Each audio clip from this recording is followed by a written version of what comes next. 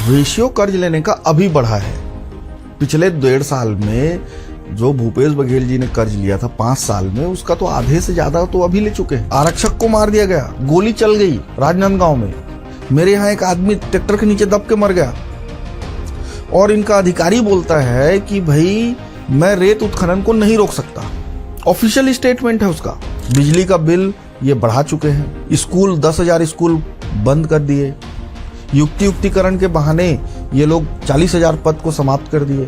Bharatiya Janata party इन 1.5 साल में कुछ और काम करे या ना करे, मुझे तो कहीं विकास कार्य नहीं दिख रहा है। आज हम बातचीत करने के लिए पहुंचे उमेश पटेल जी के पास। आपका बहुत स्वागत है हमारे खास कार्यक्रम में। उमेश पटेल एक आईटी प्रोफेशनल और पॉलिटिकल प्रोफेशनल, दोनों में कितना अंतर है? अब बहुत जमीन आसमान का अंतर है। आप मंत्री भी रहे पिछली सरकार में, कुछ मलाल आपसे छूट गया हो उस 5 साल में कि ये मैं और कर लेता तो शायद और बेहतर हो जाता? सबसे बड़ा मलाल तो ये है कि हम लोग प्रचार नहीं कर पाए अपने काम का। किसानों के नाम पे सबसे ज्यादा सियासत छत्तीसगढ़ में होती है, क्यों?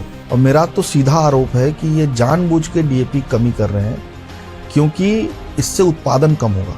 आप लोग लगातार कहते हैं साहब रेत का अवैध उत्खनन हो रहा है। 35 विधायक तो कांग्रेस के भी हैं। क्या विपक्ष के विधायक की बात मानेगा माइनिंग अधिकारी? अच्छा, देश के गृह मंत्री कहते हैं कि साहब 31 मार्च 2026 को नक्सलवाद का खात्मा हो जाएगा। छत्तीसगढ़ जिस दिन नक्सलवाद से मुक्ति पाएगा उस दिन मैं फटाके फोड़ूंगा। बीजेपी बतौर विपक्ष सदन में 14 की संख्या में थी, आप लोग साहब 35। क्योंकि झूठ बोलती थी बहुत ज्यादा। हम लोग झूठ नहीं बोल पाते हैं। कांग्रेस संगठन की मौजूदा स्थिति क्या है? काम करने की आवश्यकता है। और सरकार कह रही है कि साहब हम तो सुशासन की सरकार चला रहे हैं। कि उस सुशासन में किस तरह का फीडबैक आया लोगों के पास? कोई बोल रहा है ये मंत्री को हटाओ, कोई बोल रहा है इस मंत्री को हटाओ, कोई बोल रहा है इसको हटा दो।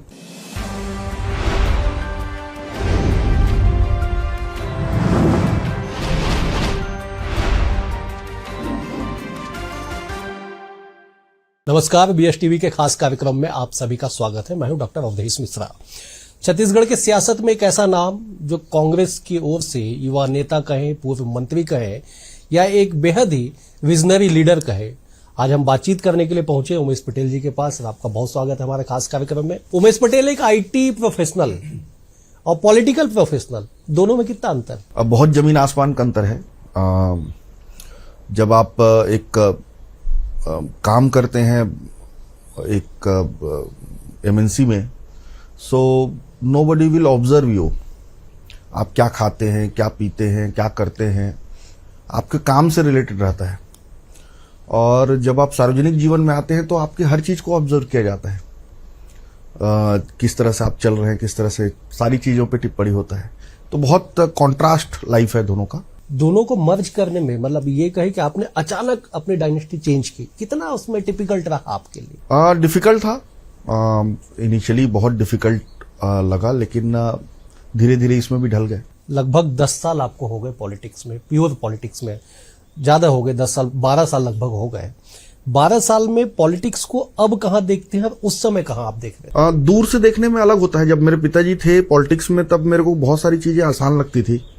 दूर से देखने में बहुत एक अलग पॉइंट ऑफ व्यू बनता है, चीजें आसान लगती है। लेकिन जब आप खुद उसमें घुसोगे तो कठिन काम है ये। पॉलिटिक्स अपने आप में एक कठिन काम है। सब लोगों को एक उसमें बांध के रखना, एक बात पे सबको लेके जाना, ये बहुत मुश्किल काम है। आपने अपने पिताजी का जिक्र किया, उनकी छवि दिखाई पड़ती है आप में।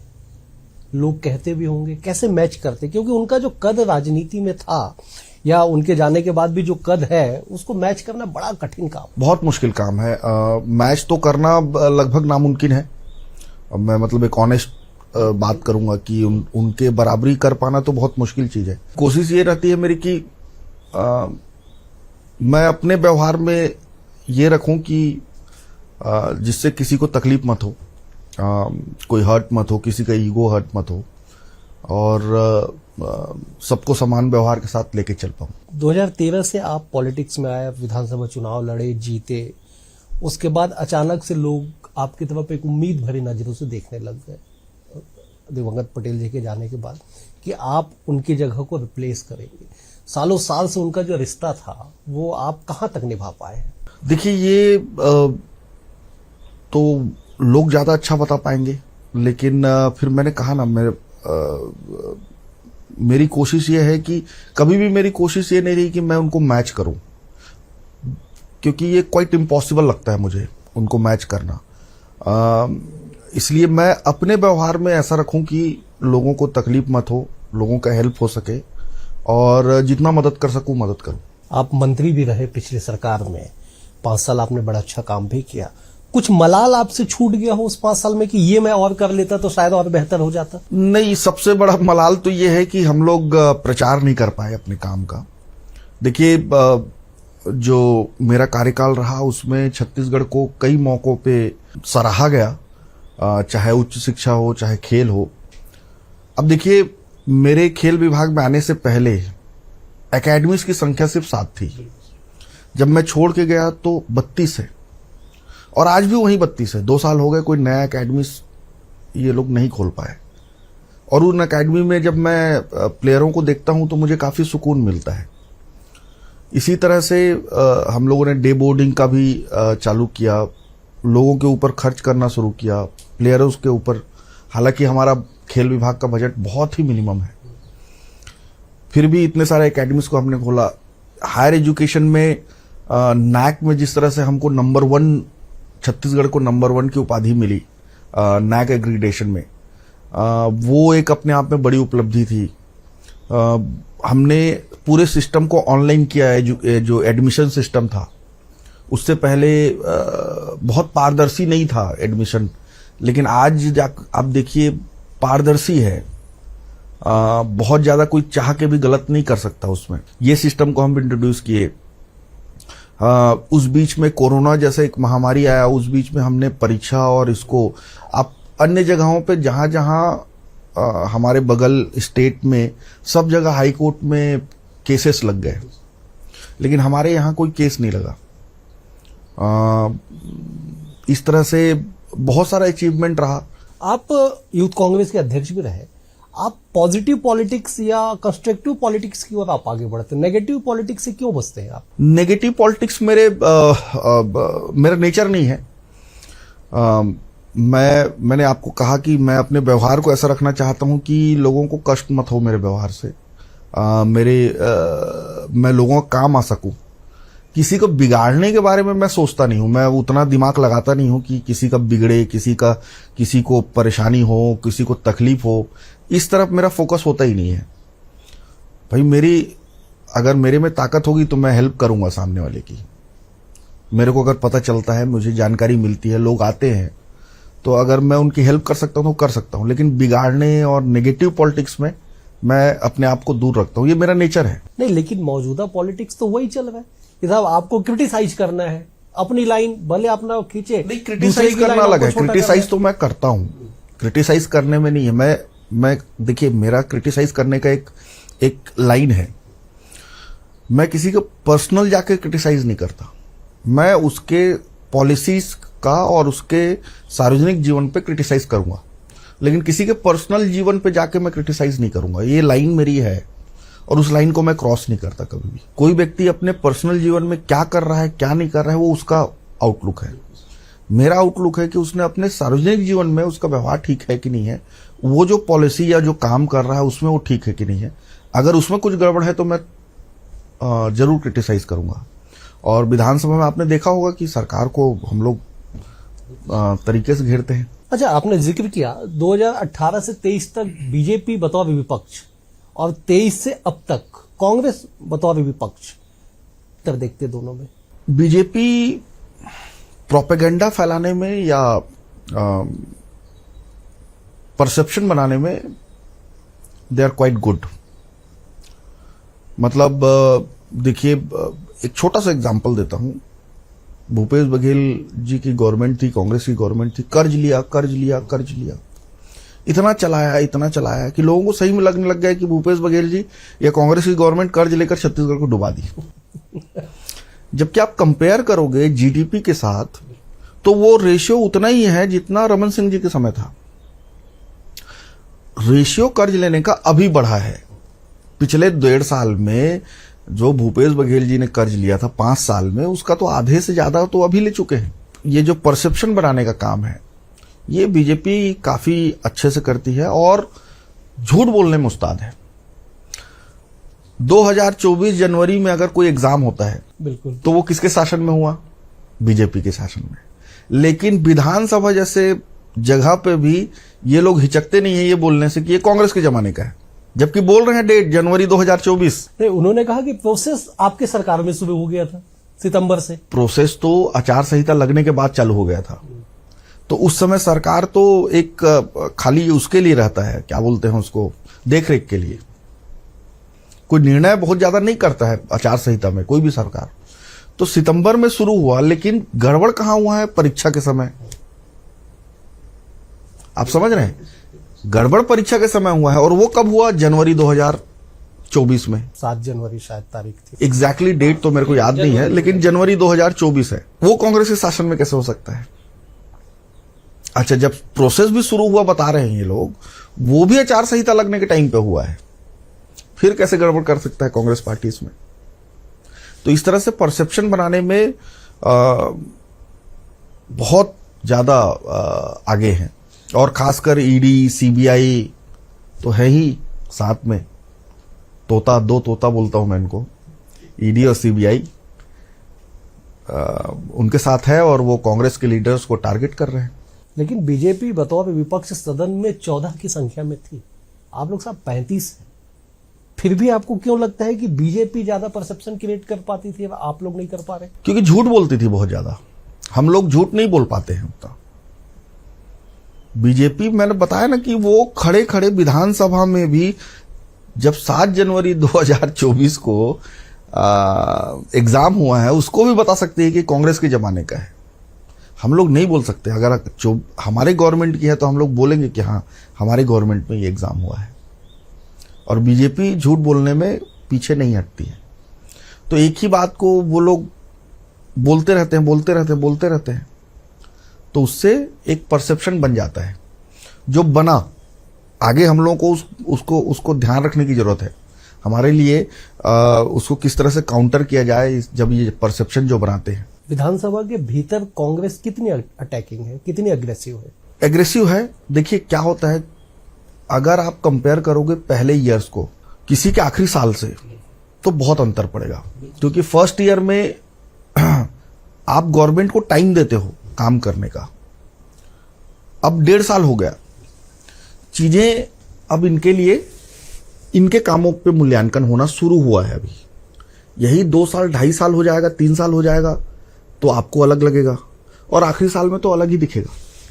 तो इस फर्स्ट ईयर को कंपेयर नहीं करना चाहिए। फर्स्ट ईयर को अगर आप कंपेयर करोगे तो ये एक मोस्टली ये रहता है कि गवर्नमेंट अभी फॉर्म हुआ है, थोड़ा सा टाइम दो, थोड़ा सा इनको ये होता है। तो इसलिए फर्स्ट ईयर उतना अटैकिंग नहीं होता किसी भी गवर्नमेंट के लिए।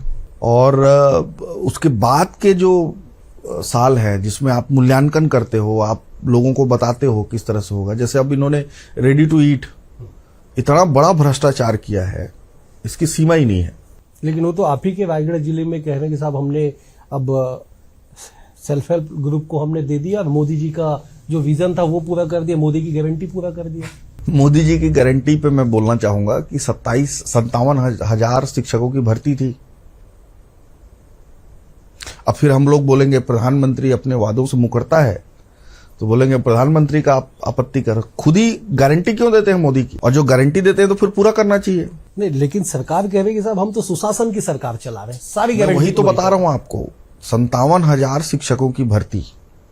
और इधर षड्यंत्र क्या कर रहे हैं? युक्तिकरण करेंगे। बोले ठीक है भैया, युक्तिकरण कर लो, लेकिन उस युक्तिकरण के पीछे क्या षड्यंत्र किए कि 40,000 पोस्ट गायब हो गए। युक्तिकरण के सेटअप को बदल दिया गया।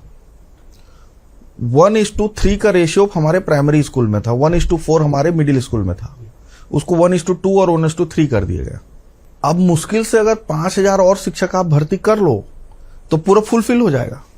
तो ये तो धोखा है ना वो बेरोजगार युवाओं के साथ, जिनके कोचिंग सेंटर में आप जब विपक्ष में थे तो आप उनके पास जाके हम भर्ती करेंगे, जब हम सरकार में आ जाएंगे तो इतनी भर्तियां होंगी, जब हम सरकार में आ जाएंगे तो ये कर देंगे, वो कर। इससे तो कई गुना ज्यादा कांग्रेस गवर्नमेंट ने किया है। और कम से कम षड्यंत्र नहीं कर रहा था ना, लेकिन बता नहीं पाए। हाँ, बता नहीं पाए। जितना शिक्षकों की भर्ती हमारे टाइम में हुआ है उतना तो कभी नहीं किए ना ये लोग। पहले रमन सिंह के गवर्नमेंट में भी नहीं हुआ और अभी के गवर्नमेंट में भी नहीं हो रहा। अभी तो ये लोग, मैं इसको षड्यंत्र बोलूंगा। 40,000 जो स्वीकृत पद है उसको समाप्त कर देना एक तरह का षड्यंत्र है। लेकिन सरकार तो पहले ही साल जनता के बीच में चले गई सुशासन तिहार मनाने के लिए, फीडबैक लेने के पहले साल। आमतौर पे आखिरी साल में चीजें होती है। आप मीडिया के साथी हो, बहुत सारे चीज आपको भी जानकारी होगा, आपकी कई सारी मजबूरियां होती है, नहीं दिखा पाते हो। लेकिन आप ये बताओ कि उस सुशासन में किस तरह का फीडबैक आया लोगों के पास। कोई बोल रहा है ये मंत्री को हटाओ, कोई बोल रहा है इस मंत्री को हटाओ, कोई बोल रहा है इसको हटा दो, कोई बोल रहा है मुख्यमंत्री चेंज कर दो, मुख्यमंत्री को आवेदन दे रहे हैं मुख्यमंत्री चेंज कर दो करके। इस तरह का फीडबैक एक साल में कभी देखने को मिला है आपको? ये तो फीडबैक आया सुशासन का और आप सबको जानकारी है उसकी। रायगढ़ में सेल्फ हेल्प ग्रुप को ये लोग देने की बात कर रहे हैं, दीजिए, कोई आपत्ति नहीं है। आप पॉलिसी बना सकते हैं, आपकी सरकार है, उसमें कोई रोक टोक तो है नहीं। लेकिन भ्रष्टाचार करने के लिए थोड़ी दिया गया है। अगर कोई डिफॉल्ट है, महिला एवं बाल विकास विभाग ये बोल रहा है कि ये समूह डिफॉल्ट है, ठीक है, खुद बोल रहा है ना, और उसके बाद उसी को दिया जा रहा है और नंबर जोड़ोगे तो चौथे नंबर पे आ रहा है। और अन्य ग्रुपों ने दावा आपत्ति किया है एक एक पॉइंट पे, उसका रिसीविंग है, बिना निराकरण करे इसका हो रहा है, वो चौथे नंबर का हो गया। मैं फोन करके महिला एवं बाल विकास के अधिकारी से पूछा कि भाई आप कैसे कर रहे हो, तो उन्होंने कहा सर आप नहीं बोलोगे तो मैं एक बात बोलूं, भारी दबाव है हमको। अच्छा, तो इस तरह का मैं वही तो जानना चाहता हूं, कौन सी अदृश्य इतनी शक्ति आ गई कि अब अधिकारी दुबे जमान में बोल रहे हैं कि नहीं हो पा रहा है, हमें भी लग रहा है गलत हो रहा है करके, लेकिन क्या करें। रेत उत्खनन मतलब आप ऐसा लग रहा है कि कोई घाट छूटेगा ही नहीं, इतना अवैध उत्खनन। एक आदमी मर गया, ट्रैक्टर के नीचे दब गया, आरक्षक को मार आरक्षक को मार दिया गया, गोली चल गई राजनांदगांव में। मेरे यहां एक आदमी ट्रैक्टर के नीचे दब के मर गया और इनका अधिकारी बोलता है कि भाई मैं रेत उत्खनन को नहीं रोक सकता। ऑफिशियल स्टेटमेंट है उसका, आप चाहो तो मैं उसकी कॉपी दिखा दूंगा आपको। आप लोग लगातार कहते हैं साहब रेत का अवैध उत्खनन हो रहा है, विधायकों के संरक्षण में, अधिकारियों के संरक्षण में हो रहा है। 35 विधायक तो कांग्रेस के भी हैं। क्या विपक्ष के विधायक की बात मानेगा माइनिंग अधिकारी? स्थानीय विधायक है, जनप्रतिनिधि है, बड़ा प्रभाव होता है। मानेगा अगर वो बोलेगा कि पकड़ो मत? नहीं, पकड़ो मत तो नहीं मानेगा। तो फिर वो स्टेटमेंट दे रहा है, उसका क्या जवाब दे रहे हो आप बताओ ना मेरे को। इस स्टेटमेंट का क्या मतलब है कि मुझे ऊपर से मनाही है गाड़ी पकड़ने की? इसका मतलब क्या हुआ? अगर हम आंख बंद कर ले, दिमाग ना लगाएं तो ठीक है, नहीं तो इसका सीधा सीधा मतलब है कि शासन के लोगों के द्वारा इसको रोका जा रहा है कि चलने दो रेत उत्खनन। मेरे यहां आप आओ, मैं आपको न्योता देता हूं और मान नदी के एक एक घाट पे आप जाओ और वीडियो बनाओ बकायदा, और कहीं नहीं हो रहा होगा तो आप मेरा नाम बदल देना। आपने क्या किया उसके लिए? कलेक्टर को शिकायत किया, मैंने माइनिंग अधिकारी को शिकायत किया, मैंने मुख्यमंत्री को चिट्ठी भेजी, मैंने गांव वाले जो शिकायत कर रहे थे उनको लेकर कलेक्टर के पास गया, माइनिंग अधिकारी के पास लेके गया, गांव वालों के साथ वहां रोड जहां गांव वाले डर रहे थे, बनहर गांव और काशी चुआं गांव के लोगों ने शिकायत की है। ये शिकायत हुआ है लगभग मार्च महीने में, काशी चुआं और वो, क्योंकि स्कूल एक बच्चा खत्म होते होते बचा। इतनी गाड़ियां चल रही, 250 गाड़ियां चल रही एक घाट से, बताओ तो। और लगातार, और आप उस रोड में जाओगे ना तो आपको लगेगा नहीं कि पक्की सड़क में आ गए घर की, क्योंकि पूरा रेतीला है। मैं तो न्योता दे रहा हूं आपको, चलो आप खुद जाके देखो क्या भयावह स्थिति बना दी है। कैसे संभलेगा फिर स्थिति? सरकार को देखिए, एक पॉलिसी बनाना चाहिए रेत उत्खनन का, कोई भी एक पॉलिसी बना ले। क्या बनाए ये मैं उसके लिए वो कोई बाध्य नहीं कर रहा हूं, उनकी मर्जी। लेकिन एक सिस्टम था रमन सिंह जी के समय में, वो था सिस्टम कि भाई गांव को रॉयल्टी बुक दे दिया जाए, या तो आप उसको अडॉप्ट कर लो, या भूपेश बघेल जी के समय था कि भाई लीज पे दो, वो सिस्टम अडॉप्ट कर लो। इलीगल जो माइनिंग हो रहा है उसको आप कहीं ना कहीं रोको, उससे राजस्व तो बढ़ेगा ही बढ़ेगा, राजस्व तो बढ़ेगा ही बढ़ेगा, लेकिन ये जो मुझे आगे शंका ये है कि गोलीबारी और जो मारपीट और आरक्षक जिस तरह से हुआ, मेरे यहाँ एक आदमी खत्म हो गया, इससे तो बचाव होगा कि नहीं होगा?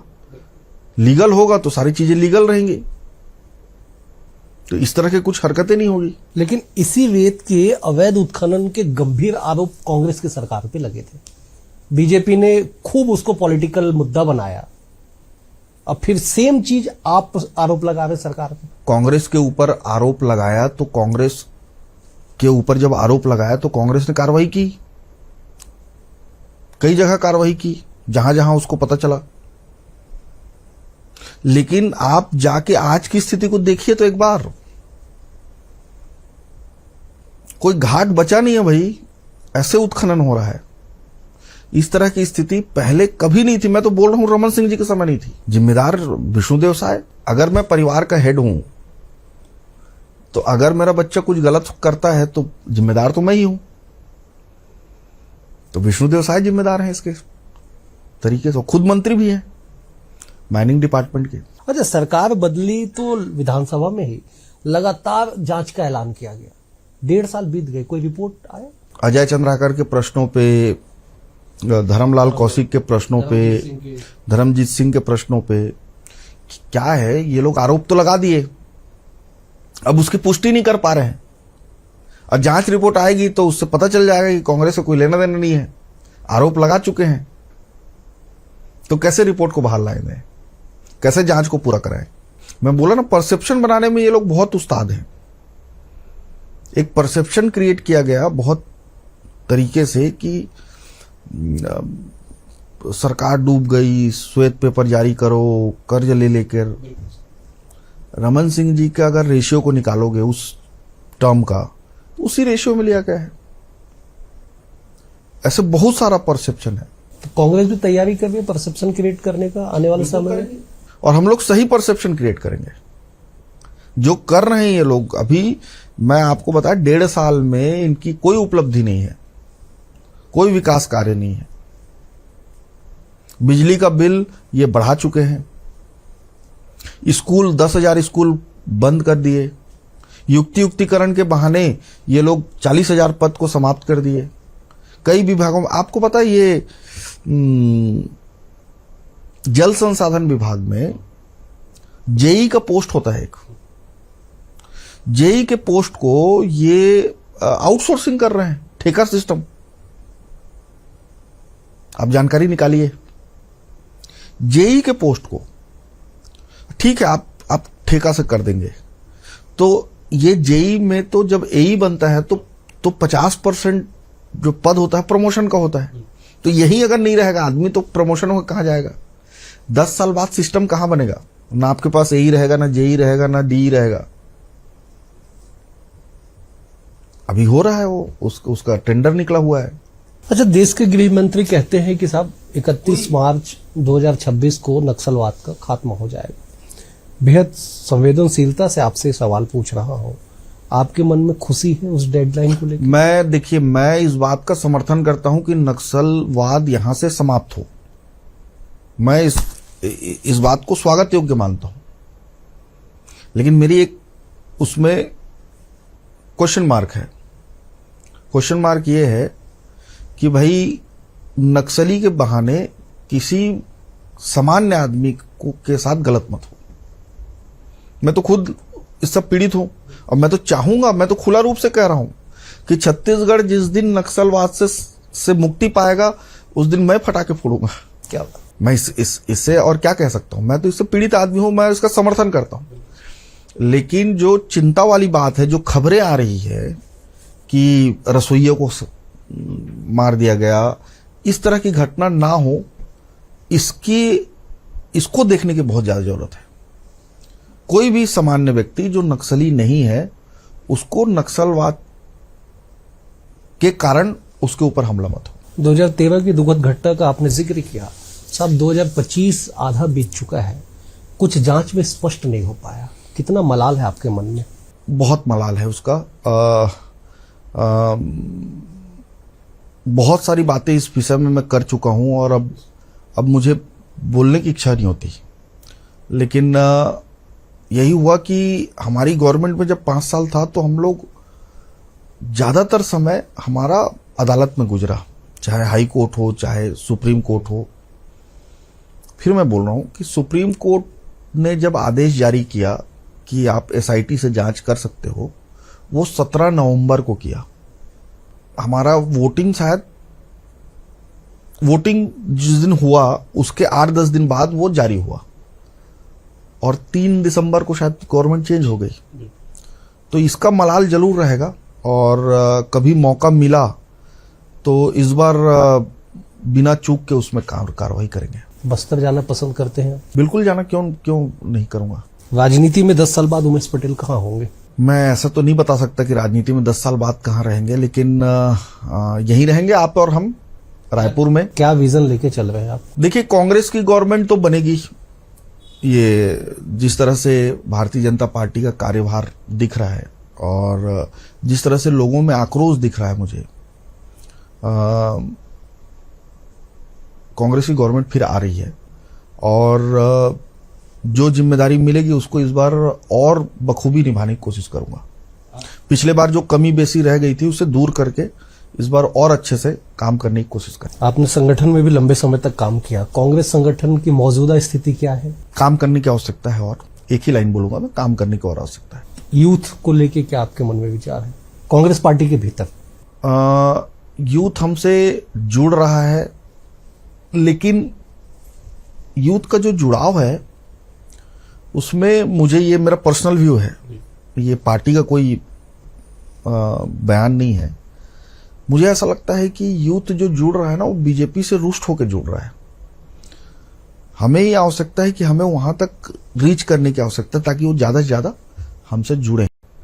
हालांकि पिछले 1-1.5 साल में काफी संख्या में यूथ हमसे जुड़े हैं, लेकिन मैं संतुष्ट नहीं हूं। मुझे लगता है कि हमें और उनके तक जाना की आवश्यकता है। एक आखिरी सवाल ले लेते हो। छत्तीसगढ़ धान का कटोरा है, कृषि प्रधान राज्य है, किसानों के नाम पे सबसे ज्यादा सियासत छत्तीसगढ़ में होती, क्यों? 80% आबादी अगर कहीं की रहेगी, 80% आबादी अगर किसी चीज से प्रभावित होता है तो राजनीति के कोर में तो वो विषय रहेगा। इसको ना आप नकार सकते हैं ना मैं नकार सकता हूं। मुझे इस गवर्नमेंट का जो ये डीएपी खाद के साथ जो अभी हो रहा है, गवर्नमेंट मानने को तैयार नहीं है, लेकिन डीएपी की कमी, आपको खाद की कमी हर जगह देखने को मिलेगा। और मेरा तो सीधा आरोप है कि ये जानबूझ के डीएपी कमी कर रहे हैं, क्योंकि इससे उत्पादन कम होगा। उत्पादन कम ये इसलिए करना चाहते हैं कि ये लोग अभी नीलामी किए 1900 रुपए में, जिससे उनको बहुत घाटा हुआ।